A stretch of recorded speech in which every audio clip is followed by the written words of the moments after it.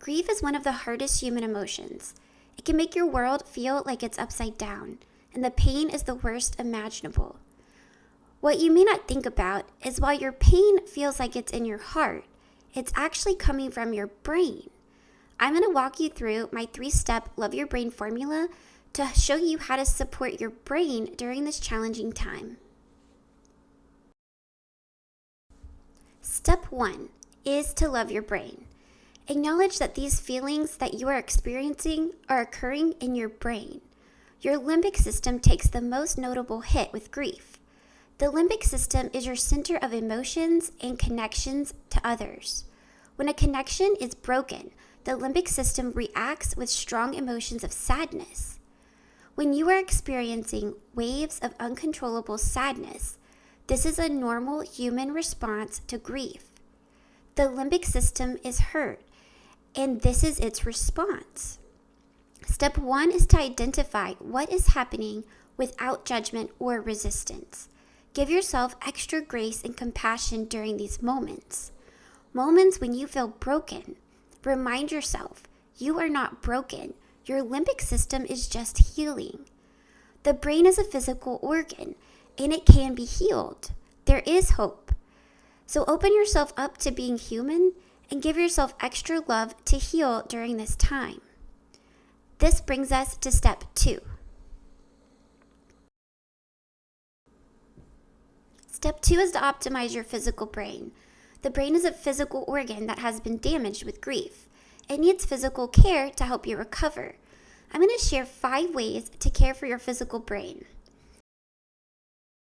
The first, nighttime may come with challenges, and insomnia may arise as you mourn. However, sleep is critical for your brain to function properly and heal. So practice good sleep hygiene habits and maybe even discuss supplements with your doctor. Some supplements that can be helpful with sleep include vitamin B6, magnesium, melatonin, GABA, 5-HTP, and theanine. Number 2, the limbic system is hurt by a broken connection. It may be helpful to create or strengthen other connections. This could be with your family, a bereavement group, a pastor, or a therapist. Social connections are essential to keep your brain healthy. Number 3, the brain needs blood flow to heal. Movement helps boost blood flow. This can be as simple as going for a walk. Be aware, though, that your motivation is part of your limbic system, and this is going to be down. This will be challenging, so you will need to engage your prefrontal cortex, which is your control center of the brain, and you need to tell your brain what you want. So you tell your brain, I want to support my brain by increasing blood flow with movement. Write this down on your calendar or to-do list. Use your executive thinking to plan exactly how you're going to do this and when. Intention is key here because motivation will not come naturally. Your limbic system has been hurt. So when the time comes, push through the desire to stay in bed and just do it. You will never regret movement. Number 4, the brain is about 70% water. Staying hydrated will support your healing. This can be one of the easier things to do. If you aren't up for anything else, maybe start with this one. And number 5, toxins hurt the brain. So avoid things that hurt the brain like alcohol, drugs, and sugar. These things may bring short-term coping, but they will hurt you long-term and have long-term damage to your brain. So here's a quick recap. Step 1, love your brain. Your feelings are valid. You are human, and grief and sadness are normal human responses. But know that the brain is a physical organ, and it can be healed. Step 2, optimize the physical health of your brain. You do this by prioritizing sleep, connect with others, get moving to increase blood flow, stay hydrated, and avoiding things that hurt the brain. Now we will move on to step 3. Step 3 is to empower your thoughts. Did you know that negative thoughts decrease blood flow to the brain? They also come automatically, so please don't judge yourself on your thoughts, especially during times of grieving. The brain is injured and overwhelmed, and these will come automatically and will often be negative. You may have many thoughts like angry thoughts, sorrowful thoughts, maybe guilt, shame. These are just thoughts, and they're not always true. But they are super powerful and will impact your brain and your healing process. I'm going to share with you a tool that will help you. One of the easiest tools to use is Dr. Amen's Ant Killer. We first want to identify the thought. Then we ask, is it true? Is it absolutely true? And is the thought serving you? How does that thought make you feel? And then we'll reframe the thought to what is true. And how does that reframe make you feel?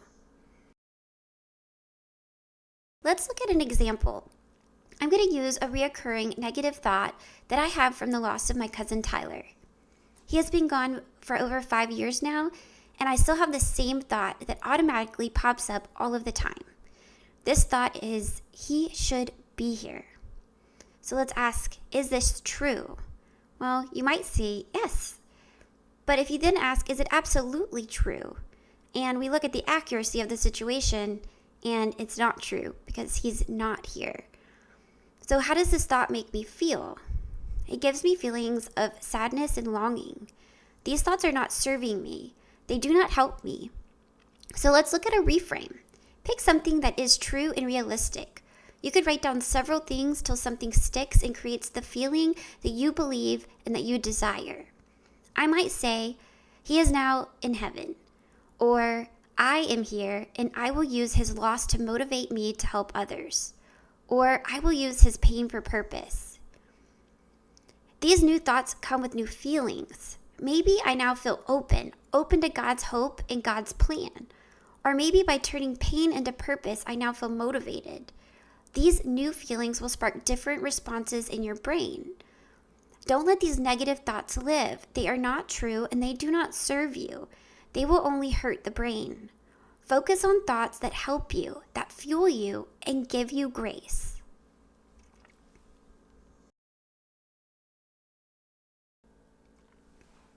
Your thoughts impact your brain and how you feel, which then impacts what you do. You will have negative, super hard thoughts, but work on not letting them live. Also, recognize that these thoughts are coming from a damaged physical organ, the brain. To support your healing, it's important to take care of the physical brain. And then let's end with a recap of step 1, to love your brain and love yourself. You will have hard days. You are human. This is a normal human response. Acknowledge that this is just the brain, and the brain can heal. Love yourself and give yourself grace and compassion through your hard times.